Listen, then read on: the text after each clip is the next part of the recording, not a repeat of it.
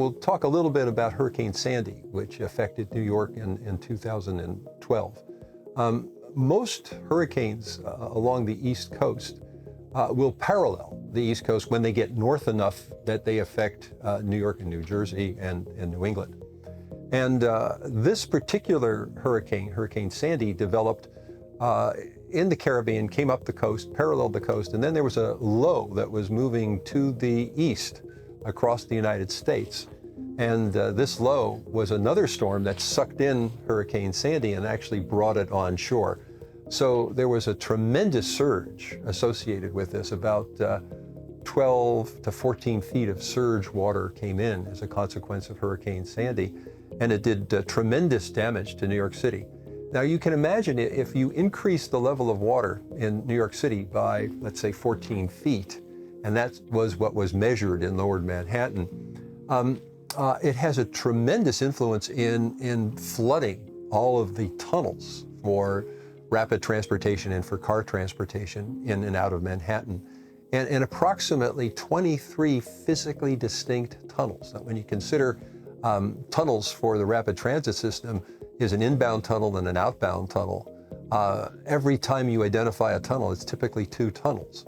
And many of these tunnels had to be repaired once they were flooded. They were restored quickly because you just needed the transportation system in New York.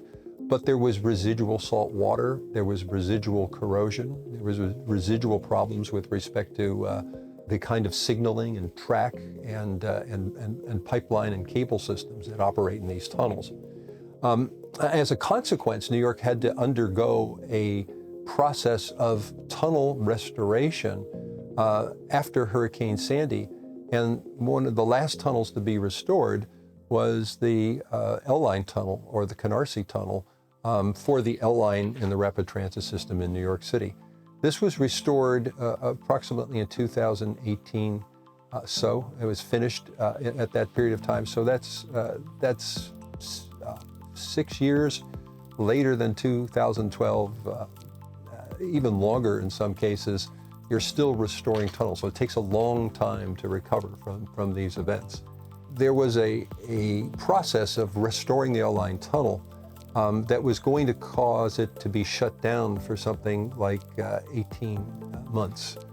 And to lose the L-line tunnel, that gets the ridership of about 500,000 people a day. So you're losing tremendous business opportunities by shutting down that particular L-line. And as a consequence, it was having a dreadful effect on the community of New York City. This group of professors that were assembled by the governor came out with an alternative way to build the restoration for this tunnel and keep it open during the working hours, open to a lesser extent during the nighttime hours and during the weekend hours. And as a consequence, you were able to restore that tunnel with very little disruption in the actual travel. People actually could use this. It was not shut down entirely for 18 months. It was kept open the entire time. And also it was finished between 3 and 6 months ahead of time. And in addition, it saved $100 million.